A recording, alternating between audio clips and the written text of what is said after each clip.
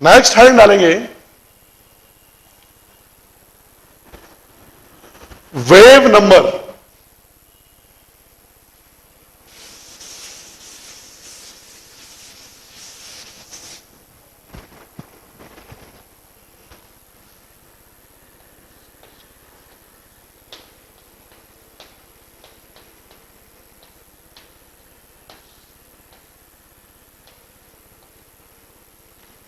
इसको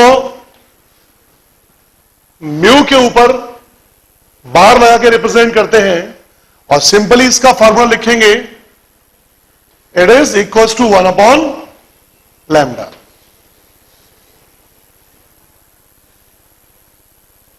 इसके बाद angular wave number.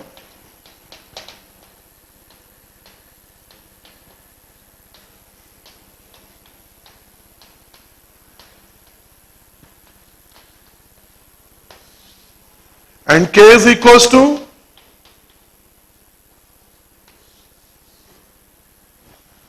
2π/λ।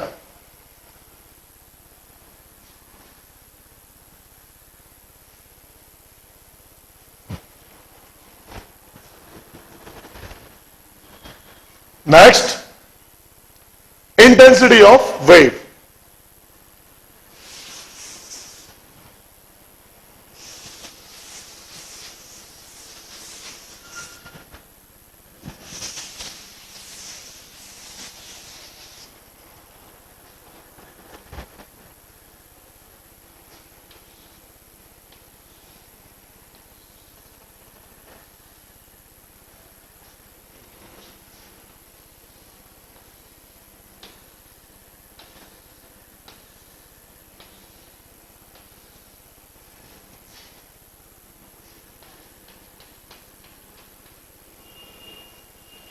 It is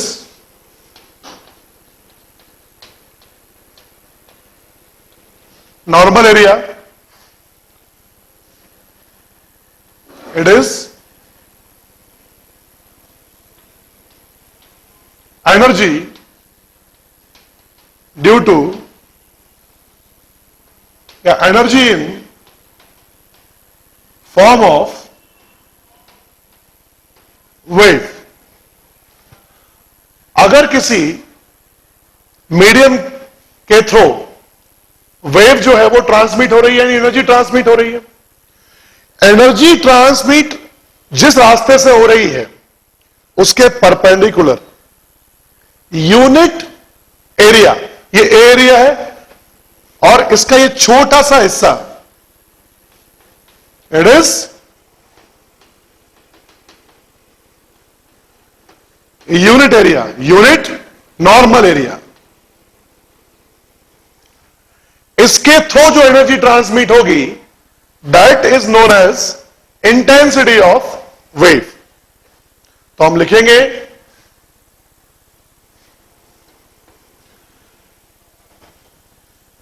power transmitted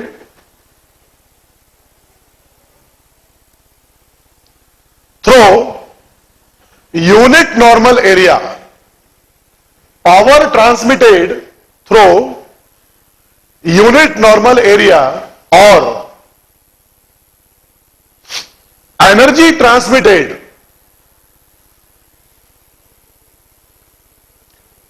through unit normal area per second, known as intensity of wave।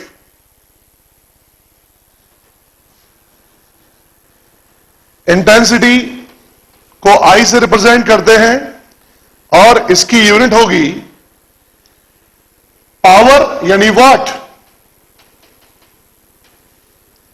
Energy पर second यानी वाट, per unit area वाट per metre square, वाट यानी joule per second.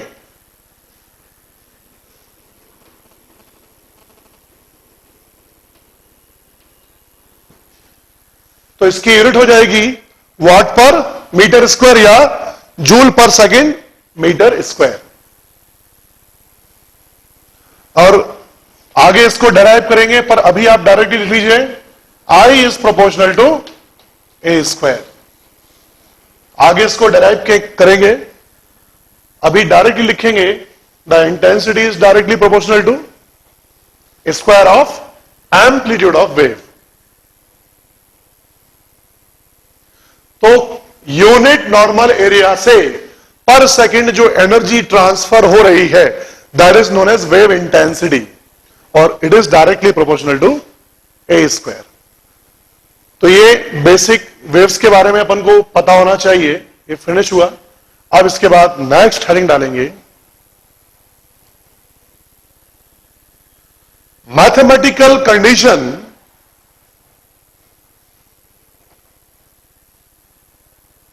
For a physical quantity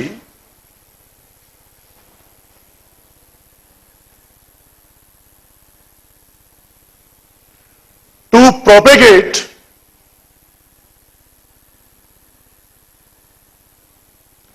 through a medium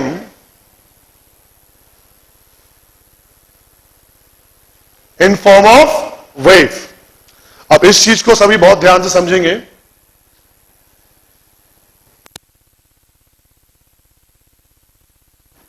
हाँ, next heading डालेंगे mathematical condition for a physical quantity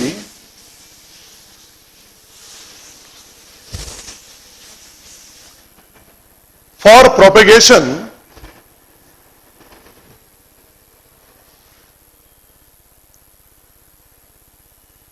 of its disturbance in form of wave motion।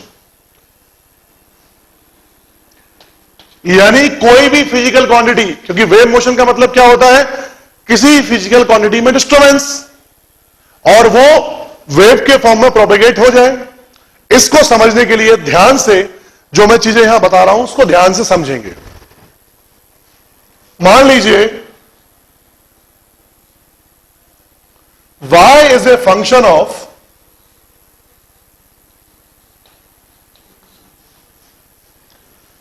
Position and time.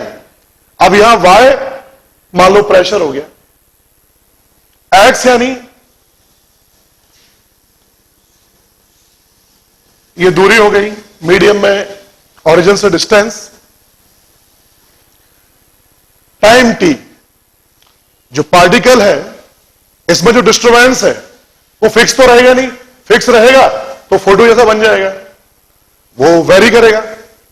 तो इस particle की position पर, यानी ये हो गया इसका एड्रेस, इस पार्टिकल पर ध्यान देंगे तो t टाइम पर ये क्या कर रहा होगा।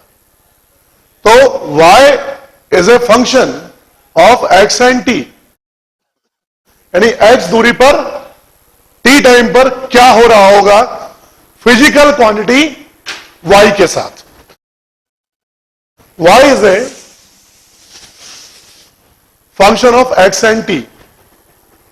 ध्यान से देखें, इस चीज को अपन ऐसे समझ सकते हैं,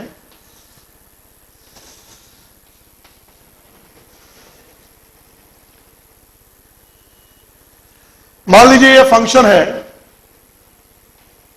y बराबर fx, और ये ओरिजिन से मैंने इसको प्रोड्यूस किया, एक डिस्टर्बेंस है, मतलब हवा में प्रेशर का डिस्टर्बेंस, और उसका मैथमेटिकल फार्मूला ये, और ये डिस्टर्बेंस v स्पीड से, कांस्टेंट स्पीड से x एक्सिस के अलोंग जा रहा है। मान लो t टाइम में ये पहुंच जाता है, इसके शेप में कोई चेंज नहीं होना चाहिए,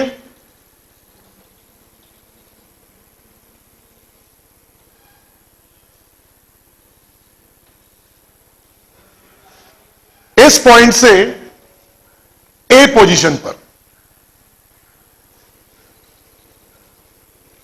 तो आप चाहें तो इसको लिख सकते हैं y equals to F X minus A, shifting से कोई भी ग्राफ इधर को शिफ्ट होता है तो माइनस आ जाता है।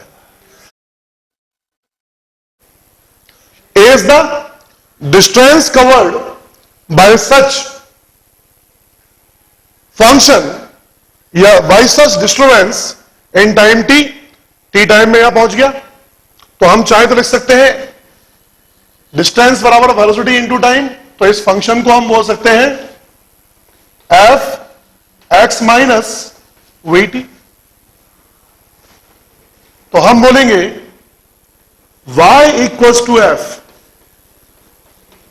X T equals to F X minus V T. बहुत बार इस पर आईआईटी में क्वेश्चन पूछा जा चुका है, कई बार। ध्यान से देखें, यदि कोई फंक्शन ऐसा है, कोई फिजिकल क्वांटिटी इस तरह के फंक्शन के फॉर्म में है कि x डिस्टेंस पर यानी 10 मीटर दूरी पर एक पार्टिकल है और वो x को कांस्टेंट कर दे, तो y is a function of t मिल जाएगा आपको। इसका कोई रिलेशन आपके पास है और उस रिलेशन में x और t इनके बीच का साइन यहां पर माइनस है। इस केस में अगर ये जो डिस्टर्बेंस है वो यहां को नहीं जा रहा होता, तो अगर इस डायरेक्शन में जा रहा होता तो प्लस साइन आ जाता है।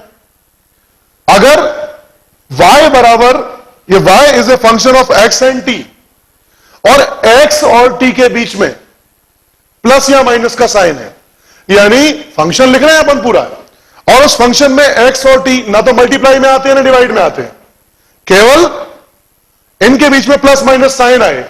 यहां पर हो सकता है ax आ जाए प्लस माइनस bt, ऐसा कुछ हो जाए, लेकिन ऐसा नहीं होना चाहिए कि y equals to F X T है और ये एग्जाम्पल के फॉर्म में लिख दिया अपन ने ax t, ये भी तो एक x और t का फंक्शन हो गया, लेकिन ये हमारे काम का नहीं है। अगर ये ऐसा होगा तो वेव को प्रोपेगेट नहीं कर पाएगा। हां, अगर ये ऐसा होगा कि जिसके अंदर कंटिन्यूअस फंक्शन चाहिए, पहली बात तो ऐसा नहीं होना चाहिए कि ठीक है उसमें x माइनस वी टी लिखा हुआ है पर वो किसी पॉइंट पे एकदम इन्फिनिटी हो गया। फाइनाइट फंक्शन चाहिए, कोई भी फाइनाइट फंक्शन जिसमें x और t दोनों आते हो और उनके बीच का साइन कैसा हो, प्लस माइनस, यानी कोई भी function y equals to F ax plus minus bt अगर इस फॉर्म में होगा, एग्जाम्पल अपन देखते हैं अभी, तो वह फंक्शन डिस्टर्बेंस को रिप्रेजेंट कर सकता है और डिस्टर्बेंस जैसा का तैसा एक कांस्टेंट स्पीड से मीडियम में एक फिक्स डायरेक्शन में आगे बढ़ सकता है। तो वेव मोशन के लिए जो मैथमेटिकल कंडीशन है वो ये है कि फंक्शन x और t का होना चाहिए और उसमें x और t इस तरह से आना चाहिए कि ax प्लस माइनस bt रहे। माइनस साइन आएगा तो मतलब डिस्टर्बेंस पॉजिटिव x डायरेक्शन में जा रहा है, और अगर प्लस साइन आएगा तो मतलब पीछे को जा रहा है। तो इसको आप नोट करें और लिखना स्टार्ट करें, यानी उसमें x और t आए तो प्लस माइनस के साथ में आए। थर्ड, जो थर्ड कंडीशन में आपको लिखवा रहा हूं, that is partial differential equation, which ये जो है वो आईआईटी जेईई के सिलेबस में नहीं है, लेकिन फिर भी आप नोट कर लीजिए इसको कि ऐसा तभी होगा, it is possible when y equals to F X T, जो फंक्शन है इट सेटिस्फाई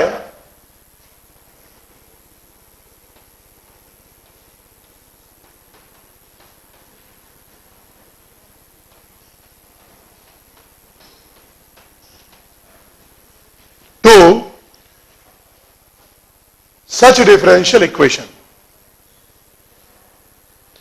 इस डिफरेंशियल इक्वेशन को सेटिस्फाई करेगा।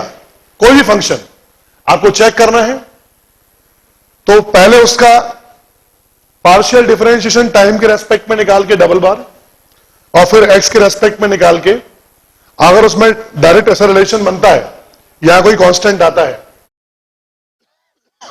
तो वह फंक्शन वेव मोशन को रिप्रेजेंट कर सकता है। इस डिफरेंशियल इक्वेशन का सॉल्यूशन इस तरह का फंक्शन आता है, तो आप डायरेक्टली अभी इस डिफरेंशियल इक्वेशन को नोट करेंगे।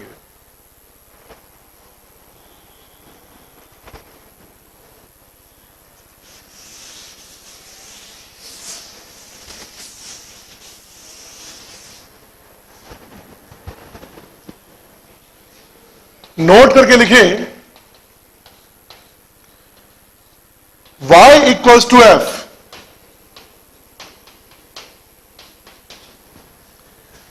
ए X plus minus B T. अगर ये एक फंक्शन है, it is a finite function,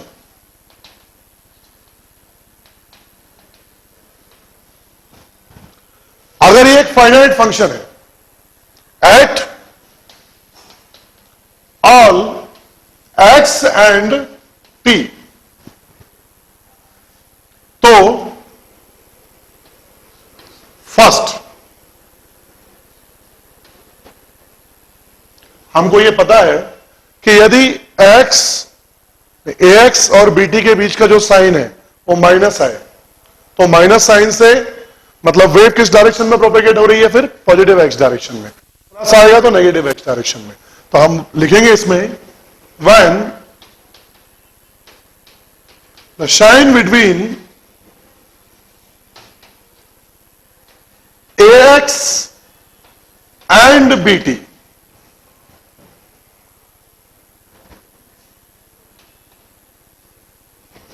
is negative,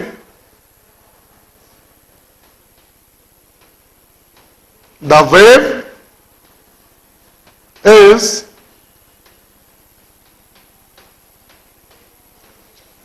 propagated in positive x direction. Positive x direction में ये प्रोपेगेट करेगी अगर माइनस है।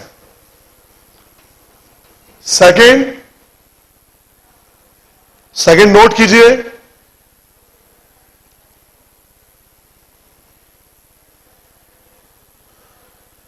ऐसे ही पॉजिटिवली नोट करेंगे when the sine between A X and B T, when the sine between AX and BT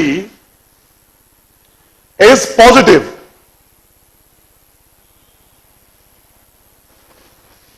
the wave is propagated in negative x direction. The wave is propagated in negative x direction. ये दो चीजें हमको पता होना चाहिए। तीसरा एक और इसके अंदर अच्छी जानकारी, ध्यान से देखें।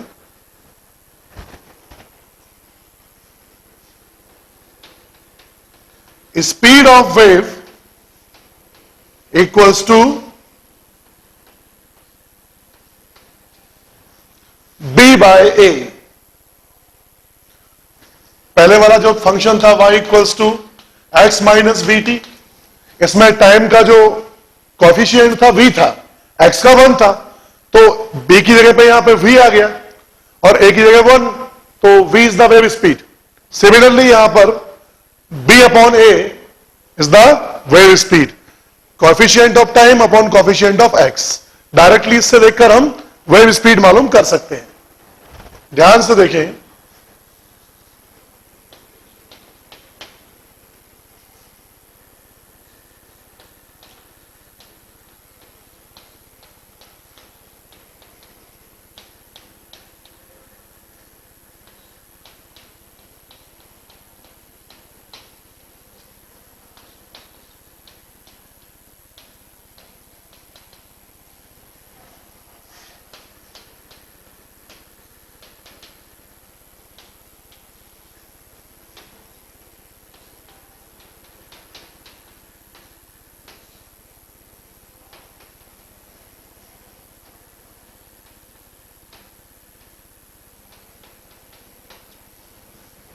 मान लीजिए a wave pulse is propagate through air is given by this function. एक फंक्शन दिया हुआ है आपको, अब ध्यान से देखेंगे आपको समझ में आएगा कि इसमें x और t जो है यह है ax प्लस माइनस बीटी के तरीके से लिखे हुए हैं, तो आप समझ जाएंगे कि exactly it is A pulse को ये रिप्रेजेंट कर रहा है और ये वेव मोशन कर सकती है। इसमें आपसे पूछा है फाइंड फर्स्ट, पहला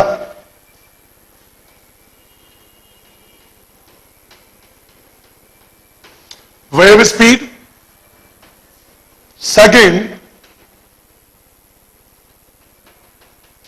amplitude of wave,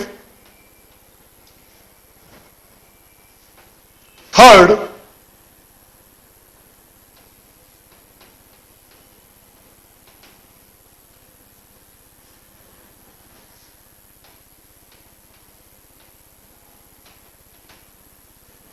direction of wave motion,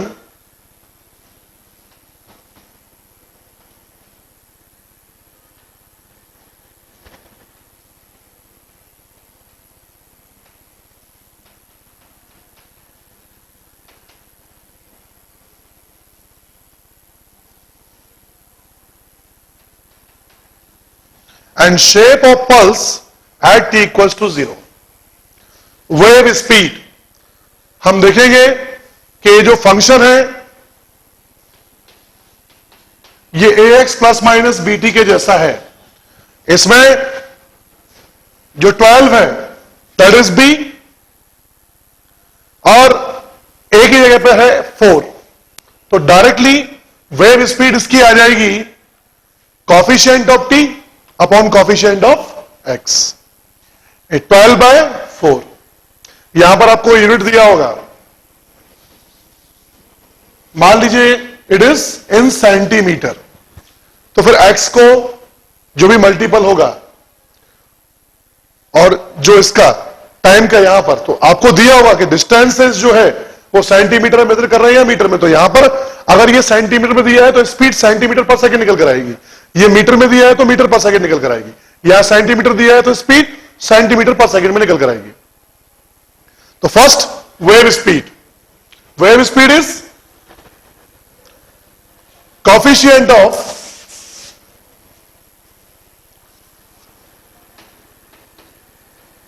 time b upon a, 12/4 equals to 3 centimetre per second, ये वेव स्पीड हो जाएगी।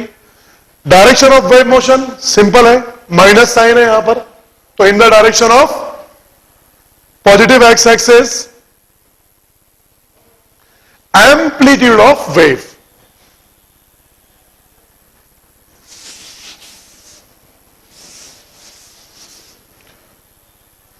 इस वेव का एम्पलीट्यूड निकालना है। y इज द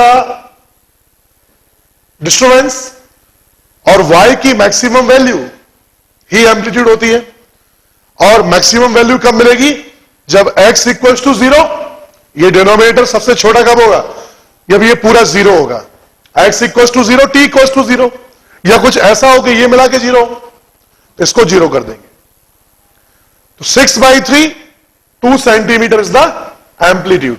भाई y की मैक्सिमम वैल्यू कब मिलेगी, जब ये चीज 0 हो जाएगी, डिनोमिनेटर मिनिमम होगा, तो हम बोलेंगे the amplitude of wave is y equals to 6/3 centimetre, 2 centimetre, 4x minus 12t, इस टर्म को 0 जब लोगे तब, और ऐसा हो सकता है t बराबर 0 x बराबर 0, रियल पॉइंट है, मैक्सिमम मिल जाएगा 6/3 2 centimetre. What is the shape of pulse, तो शेप ऑफ पल्स निकालने के लिए t बराबर 0 पर अगर आप t इक्वल टू 0 दोगे तो क्या हो जाएगा, फंक्शन मिल जाएगा आपको। भाई ये जो फंक्शन है यही फंक्शन तो आगे बढ़ा है ना, और ये कब मिलेगा आपको, जब आप y इक्वल्स टू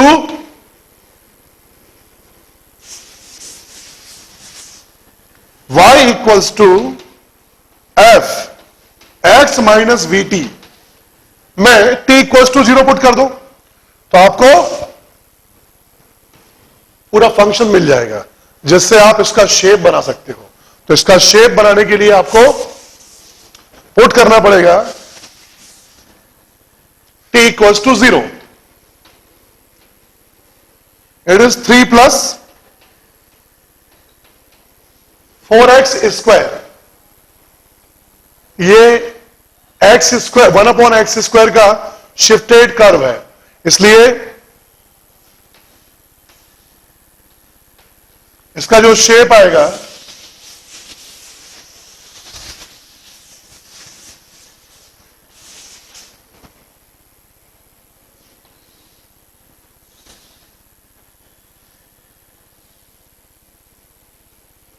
इस तरह का आएगा। जब x बराबर इंफिनिटी तो ये 0 होगा, जब x बराबर 0 तो ये 2 सेंटीमीटर होगा।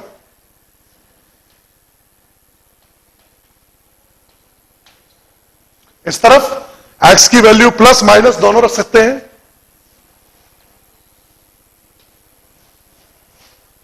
तो ये रहेगा इसका t बराबर 0 पर शेप, और यही फंक्शन आगे चल रहा है इस तरह से।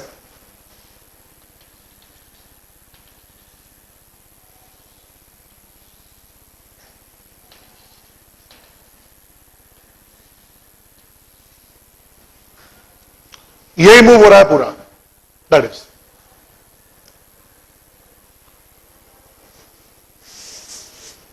नेक्स्ट देखिए, इसके बाद नेक्स्ट अगला example,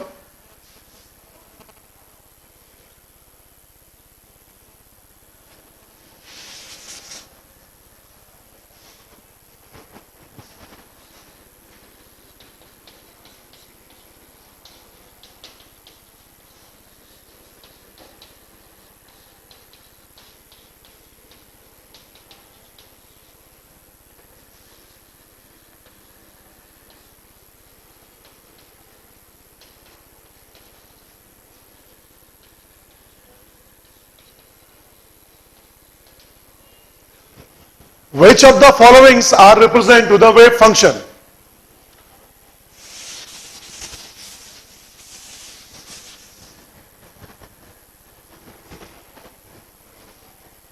First, y equals to a sin omega t plus pi. Second, y equals to a sin omega t plus pi x. Y equals to a cos 3x plus 4t upon 2 plus xt, and fourth is